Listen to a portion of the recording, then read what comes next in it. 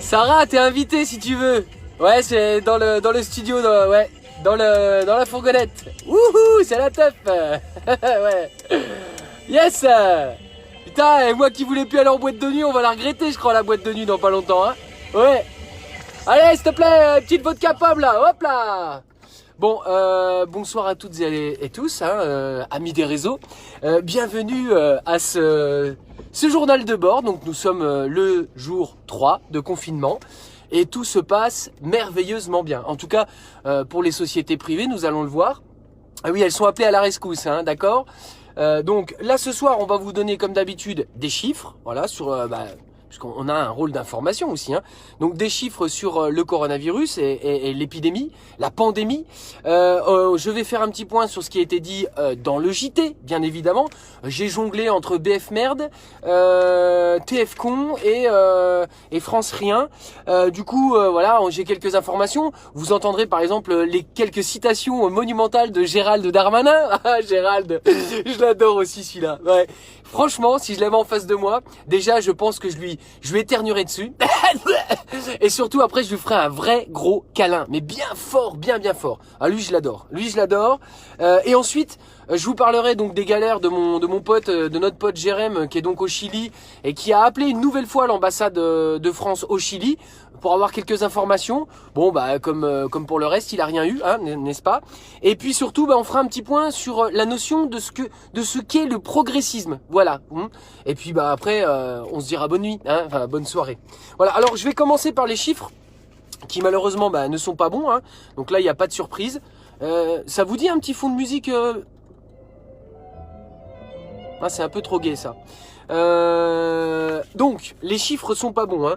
Il y a dans le monde 235 000 cas avérés, 81 000 en Chine, 150 000 hors de Chine. Je crois que les comptes sont bons à peu près. 159 pays touchés. Alors là, l'Italie a battu le record de morts, de décès, en tout cas officiel, hein. Elle a donc 3400 décès, ce qui est plus que la Chine. J'ai le droit de le dire.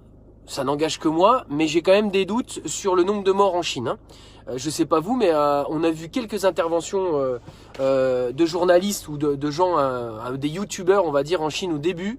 Et puis très rapidement, on n'a plus rien vu du tout de la part de ces youtubeurs. Ils ont disparu, probablement morts aussi du coronavirus, dans des circonstances bizarres, c'est-à-dire coulés dans du béton.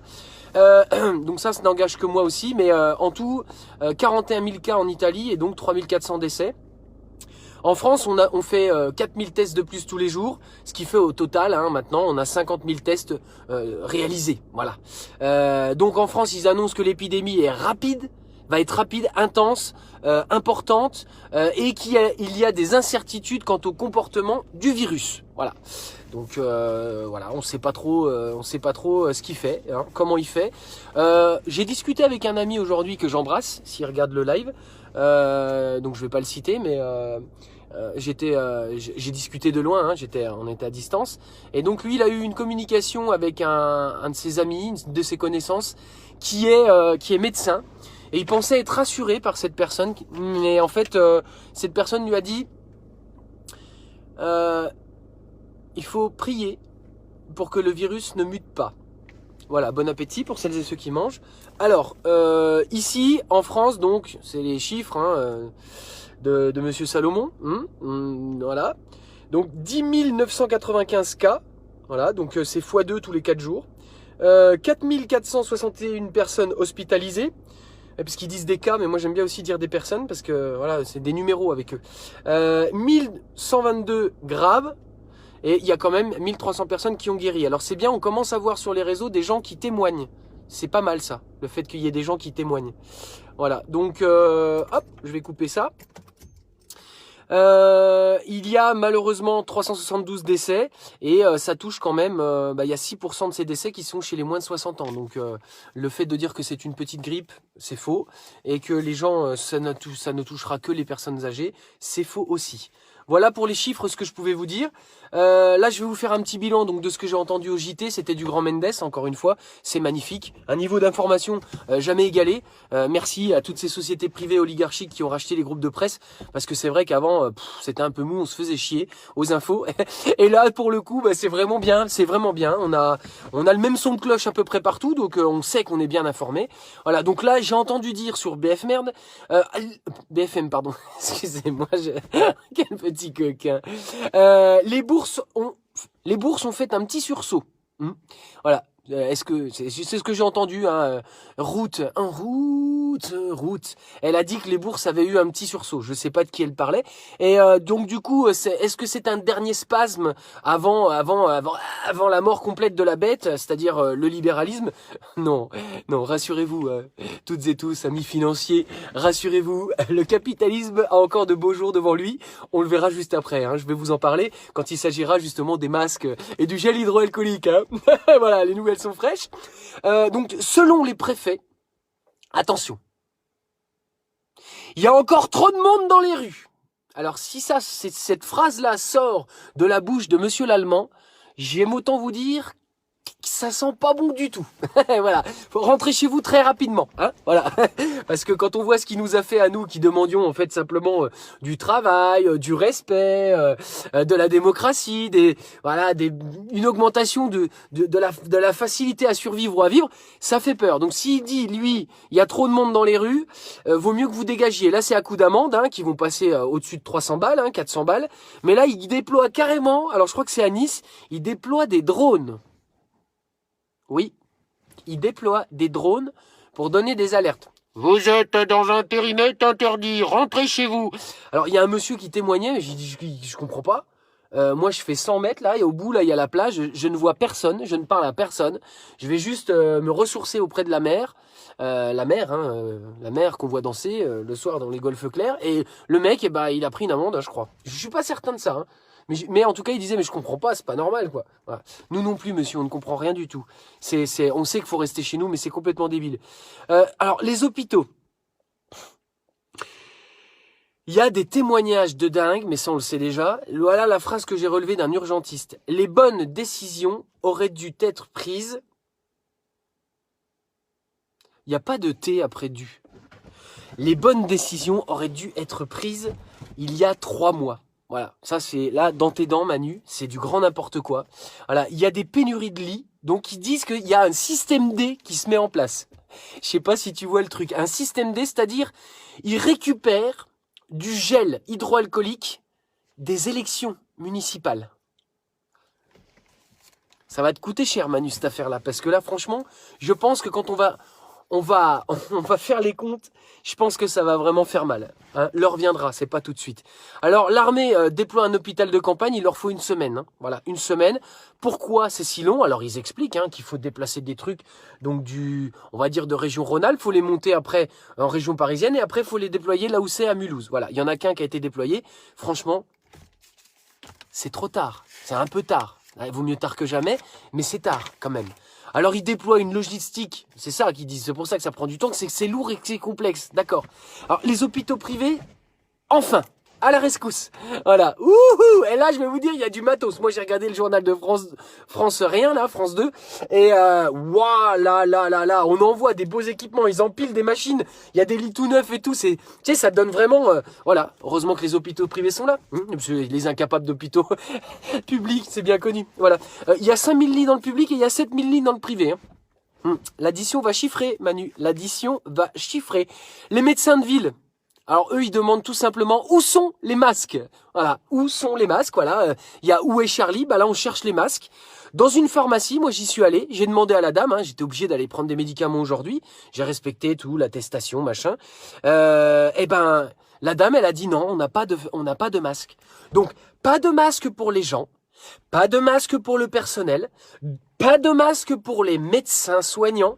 À Is-sur-Tille, il y a un médecin. a priori, qui aurait contracté sa fille aussi. Voilà, c'est des rumeurs, j'ai pas les sources, j'ai pas vérifié, mais a priori, voilà, c'est un médecin qui a été exposé, voilà, ici, dans cette petite ville. Voilà. Alors, il n'y a pas non plus de recensement des médecins qui sont touchés. Voilà, ça c'est magnifique. On a une organisation du feu de Dieu. Hein. Je veux dire là, Manu il dit c'est la guerre, c'est le bordel. Avant d'être la guerre, c'est le bordel, Manu. Voilà, grâce à vous. Certains EHPAD, il y a des taux de mortalité qui dépassent 30%, d'accord? Alors, la mesure de confinement à 1 mètre, on voit une image où les personnes âgées, les pensionnaires sont tous à 1 mètre sur la table les uns des autres, tu vois, autour de la table. Mais rien n'a changé, c'était déjà le cas avant. Ils sont dans un environnement confiné complètement. Voilà, encore une fois, il y a une personne qui se plaint, qui dit « Moi, je veux bien aider ». Mais où sont les masques? Putain, elle dit. Où sont les masques? Voilà. Et dans les commerces, alors là, c'est la bérésina totale. C'est un client à la fois, certes, mais la monnaie, qu'est-ce qu'il en est de la monnaie? La monnaie, les TPE, hein? Moi, je suis allé aujourd'hui dans une boutique, je vais pas citer son nom, mais en tout cas, ils ont des pratiques, masques, gants, gel hydroalcoolique, et la personne, elle lave à chaque fois le TPE quand il y a eu un client qui a tapé. Voilà. Et voilà. Mais ils sont où? C'est où les consignes? Bref. Alors là, grande intervention de Monsieur Gérald Darmanin. Oh, comme j'ai kiffé. Oh, purée, vous avez manqué ça. Vous êtes vraiment... Non, mais faut vous renseigner. Hein. Là, il y avait Gérald à la télé, ça vaut des points. Il est assis comme ça, avec son petit costard, tu vois. Pof, nickel, bleu marine, tout est bleu marine. Bientôt, tout sera bleu marine aussi. Voilà, dans ce contexte-là, malheureusement. Derrière lui, il y a un petit bureau. Alors, je connais pas les années, je suis nul. Hein, mais Louis XV, tu vois. Petite brodure en or, en tout cas imitation. Voilà, une petite lampe de chevet magnifique, verte, tu sais. Oh là là, putain, drapeau français, drapeau européen. Le mec, il est dans son petit fauteuil, là. Ça se trouve, il vient de lâcher une petite caisse juste avant. Tu vois, il est bien, il est détendu. Voilà. Gérald, merci de nous recevoir. Oui, bonjour, c'est Gérald, voilà. Alors, Gérald, voilà ce qu'il dit, Gérald. C'est magnifique. Accrochez-vous, ça vaut des points. Il faut que chacun comprenne. Attends, je vais le faire avec sa petite bouche de cul serrée, là. Bouche au cul de poule. Il faut comprendre que chacun... Non, il faut que chacun comprenne qu'il y a trop de monde dans les rues. Donc c'est pour ça que les hôpitaux sont complètement débordés. Voilà. Il a aussi dit, les gens sont les héros du quotidien. Voilà. Et on ne sait pas qui exactement, le personnel soignant, tous ceux qui y bossent, en fait, voilà, vous êtes des héros. C'est magnifique. Il n'y a pas de moyens, mais vous êtes des héros. Hein, on saura vous en... Allez-y au charbon, vous savez, comme les mecs dans les tranchées. Ouais, c'est bien, ouais, c'est ça, vas-y, ouais, pour la France, vas-y, ouais. Et hop, un de plus en moins. Nous avons des armes économiques dans les mains des entreprises. D'accord. Et les masques, ils sont où? Excuse-moi, non mais une petite question comme ça.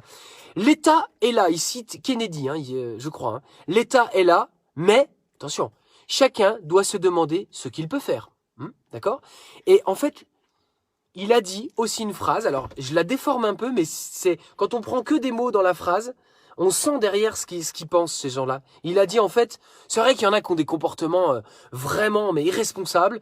Et bon, c'est une minorité, mais... c'est une part importante de la responsabilité. Voilà. Donc, si j'enlève tous les mots autour, je dégomme un peu tout ça, voilà, et je sors tout ça de son contexte, il dit en fait, en fond, que les minorités sont une part importante de la responsabilité. Merci, monsieur. Ah, là, je vois qu'il y a quelqu'un qui s'énerve. Comment ça? J'ai pas le droit de faire ça? J'ai pas le droit de sortir de son contexte une phrase? C'est le sentiment que j'ai eu quand j'ai entendu monsieur Darmanin.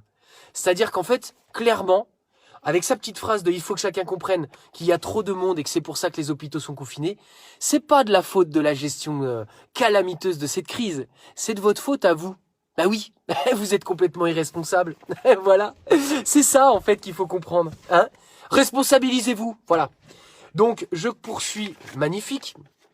Il y a quand même une énorme galère et ça, avant le JT, moi j'en ai parlé avec une personne là qui a une entreprise pareil à Is-sur-Tille, ils sont plus livrés, voilà, ils ont plus d'approvisionnement et le contact qu'elle a eu avec le chauffeur, c'est que tout simplement les chauffeurs en fait quand ils se déplacent de partout, ils ont normalement des endroits pour se laver, pour se restaurer et tout, et en fait c'est plus le cas, voilà. Donc là au JT ils en ont parlé, bah c'est la galère. Alors je vous dis pas hein. Vous savez, quand on gueulait derrière les camions, mais purée de camions de merde, mais avance, mais bouge, mais quelle vie de con. Et ben en fait ça, derrière, à un moment donné, moi je roulais beaucoup, je me plaignais comme ça, je gueulais tout seul dans ma bagnole. Et en fait, un jour, j'ai vu marquer un écriteau derrière un camion. Si vous l'avez, c'est qu'un camion vous l'a amené. Voilà. Si les camions, les transporteurs se mettent à ne plus camionnées et transportées, eh bien en fait, c'est toutes les denrées, une grosse partie de nos denrées alimentaires qui vont commencer à manquer. Bah, il faut être logique, hein. Et puis bah tout le reste aussi, voilà. Donc c'est très compliqué cette situation. C'est une panique totale. C'est une galère totale, c'est une panique. Je veux dire, faut rester serein, ne pas paniquer. Ok, ça on le fait, mais la gestion de crise est une calamité, quoi. Une calamité. Alors là, pour conclure sur ce JT magnifique. Les commandes en ligne explosent. Voilà, une explosion. Les sites d'Amazon et compagnie. Alors oui, c'est dur la crise. Ouais. Vas-y, envoyez. Allez, on envoie. Allez, le pognon. Wouhou! T'as tous les commerces qui vont flamber, les petits commerces de proximité qui vont mourir progressivement. Voilà. Et alors les grosses boîtes. Ah là là, quand même, hein, c'est coronavirus. Hein. Puis du coup, les gens donc ça à faire. Alors il y avait une petite jeune là qui témoignait. C'est mignon. Ah, c'était génial. Acheter des habits comme ça, c'était super en ligne. Ouais, quand on n'a rien à faire, ouais, c'est trop bien. Des habits, ouais. Ouais. Ça occupe. D'acheter des vêtements, ça occupe. C'est bien. Non, mais c'est bien. Chacun fait ce qu'il peut. Chacun, voilà. Je n'ai pas de jugement, mais j'adore ce parallèle, quoi. Voilà. C'est ce qui s'appelle les dommages collatéraux, hein. D'accord. Bon. Ah. Notre ami Jérém qui est au Chili. Alors merveilleux, hein, il a rappelé. Voilà, clairement, il est au Chili, il demande à rentrer. Il a donc rappelé l'ambassade de France au Chili. Alors là, c'est énorme. Quelles sont les mesures de rapatriement des Français à l'étranger, s'il vous plaît? Alors, voici la réponse. Eh bien, il n'y a pas de mesure systématique, monsieur. Hein, oui, parce qu'en fait, il faudrait pour cela être dans une crise sanitaire grave. Ce qui n'est pas le cas au Chili. Voilà. Voilà. Donc la procédure, c'est quoi? C'est 1, se recenser sur le site Ariane. Oui. 2, rentrer par ses propres moyens via des vols commerciaux. Voilà. Quand il y en a. Et puis 3, en attendant, hein, vous pouvez aller consulter la foire aux questions sur le site de l'ambassade. Voilà. Société 2.0. J'adore ce monde, j'adore. Voilà, allez consulter la plateforme en ligne et vous aurez toutes les questions à nos réponses. Voilà. Donc, alors, je vais conclure ce petit live. Voilà. Donc encore une fois, je suis pas tout seul à travailler sur ces sujets-là. C'est un travail en collaboration avec l'équipe de Voter pour vous. Donc, je remercie en fait déjà toute l'équipe de bosser parce que chacun gère déjà ses galères partout là, comme on le fait toutes et tous. Et puis on prend du temps aussi pour pouvoir faire cette petite rubrique journalière. Il y a des vidéos qui vont arriver. Hein. On va continuer quand même les vidéos ici parce que on pense que c'est le bon moment quand même, vu qu'il y a, je le dis, il y a beaucoup de gens qui sont derrière leurs écrans. Eh bien, on va continuer cette série parce que c'est vraiment important d'informer aujourd'hui qu'on prend toutes et tous, en tout cas massivement conscience de ce qui est en train de se passer. Et donc ce soir, cette série de vidéos va bientôt arriver, mais ce soir je voulais vous parler du progressisme, parce qu'on en a beaucoup entendu parler. Il y a les populistes et les progressistes. Oh, super. Wouh. Manu c'est un progressiste par exemple, mais Manu lui il a pas donné de chiffres dans son discours de mardi. Non, il a préféré dire les scientifiques. Tu vois, les scientifiques m'ont dit que sur la base des analyses scientifiques, voilà, j'ai décidé comment se foutre de notre gueule. Mais c'est pas possible. C'est pas possible. Franchement, quand on nous dit comme ça qu'il est soutenu par tous ces gens raisonnables, les scientifiques, comment tu veux remettre en cause, en doute, ce qu'il est en train de te dire? Attends, excuse-moi, mais tu vas quand même pas le contredire. Derrière lui, il y a une batterie de scientifiques. Hier, il y a un mec qui est venu, un médecin là, qui est le conseil en coronavirus de Manu. Un mec certainement très compétent, ils l'ont pas sorti de nulle part. Hein. Le mec, il est là, alors il y a une équipe, hein, mais il est là, il est tout seul. Tu vois, ça c'est bon, non, ouais, ça craint. Non mais c'est énorme quoi. Non, on n'a pas confiance, non. En fait, le grand plan des progressistes, c'est très simple. C'est de nous faire gober, en fait, qu'il n'y a qu'une seule voie raisonnable, il n'y a qu'un seul projet. Toi. C'est ça leur force. Tu vois, par exemple, pour l'Europe, il n'y a qu'un seul projet. Pour les retraites, il n'y a qu'un seul projet. Voilà. Là, par exemple, là, il n'y a qu'une seule voie pour cette crise sanitaire. Et oui, et il y a les scientifiques qui sont derrière. Donc, en fait, voilà, nous, on gère les choses de façon méthodique et scientifique. Mais en fait, faut pas nous prendre que pour des cons. On sait très bien que la gestion de votre crise, elle est avant tout politique. C'est une question d'image. Vous, les progressistes, hein, vous allez quand même pas nous faire croire qu'il n'y a pas une batterie de mecs qui sont là à vous dire non, mais attendez, là, les élections, si on les maintient, ça va être chaud patate, quoi. Ah oui, ça va être chaud patate parce que vous allez réunir des gens dans les bureaux de vote qui vont faire la queue pendant des heures et des heures pour aller dans un isoloir d'1 mètre carré. Voilà. Stop. Combien de probabilités, s'il te plaît, pour qu'il y ait de la contamination, que ça craigne vraiment qu'on soit responsable? Ouais, 17%. Ok. Par contre, tu me mets en corrélation, s'il te plaît, Jean-Eudes, hein, son directeur de com. Oui, excuse-moi, tu peux nous calculer si on annule les élections municipales, là, combien on perd de 28%? Bon. Ouais, bah écoute, c'est cool, on y va, on avance. Voilà comment ça fonctionne, les progressistes. C'est magnifique. Donc, en fait, je crois qu'aujourd'hui, l'analyse, elle est claire. C'est que tes statistiques, Manu, tu vas pas nous faire croire que tu t'en es pas servi pour gérer en fait la crise. C'est une gestion de crise calamiteuse. Donc en fait, ce qu'on a à te dire, moi ce que j'ai à te dire, c'est clair et net. Tu nous prends pour des cons, je te dis va te faire foutre. Voilà. Et en fait, on a rédigé, voilà ce qu'on a écrit. On va t'en donner, nous, de la science, si t'en veux vraiment. Un médecin chinois a prévenu l'Organisation mondiale de la santé du risque de pandémie du coronavirus dès les premiers cas infestés. On est fin mars, et toi, tu n'as toujours pas pris les mesures de confinement équivalentes à celles prises il y a 2 semaines par les Italiens. Ça, c'est un fait, d'accord? Des économistes certifient que la manière dont l'indice des prix est calculé par l'INSEE est fausse. Et que ça ne sert qu'à masquer la baisse du niveau de vie. Toi, tu veux nous faire croire que tout allait bien avant le coronavirus et que tout ira mieux après. D'accord? Ça, c'est un fait aussi. Les climatologues, pas les climato-sceptiques, les climatologues, disent qu'on est à un point de non-retour et que tout ce qu'on peut faire désormais, c'est limiter la hausse des températures. Et toi, tu signes le CETA. Tu vois, un nouveau putain de traité de libre-échange qui va, alors là, le bilan des gaz à effet de serre va être catastrophique. Voilà. Alors vous, les progressistes, voilà. On vous dit quoi? On vous dit, allez vous faire foutre. Voilà. Je conclurai sur ces mots gentils, sur ces mots très doux. Je vous dis de bien aller vous faire aimer. Je vous dis à demain. Là, c'est rigolo. Enfin, pas rigolo, mais sur France 2, à 22h50, là, il y a un reportage sur l'effondrement. Voilà. Vous allez pouvoir voir notamment plein de personnes. Yves Cochet, j'ai perdu son nom, mais il y a plein de monde. Ils sont exceptionnels. Après, bah voilà, hein, on a peur ou on n'a pas peur. Regardez bien ou pas. Et puis bah, ça va nous aider à réfléchir à tout ça. Voilà. Je vous fais des gros bisous. Oui, 22h45, tu as raison, Sarah. Et le monsieur, qui est pas mal, qui a écrit beaucoup de choses et qui tourne beaucoup, qui est très fatigué en ce moment, c'est Pablo Servigne. Voilà. Mais il y en a d'autres, hein, il y en a plein d'autres, hein, des hommes, des femmes, qui se battent quand même pour expliquer qu'on peut faire différemment.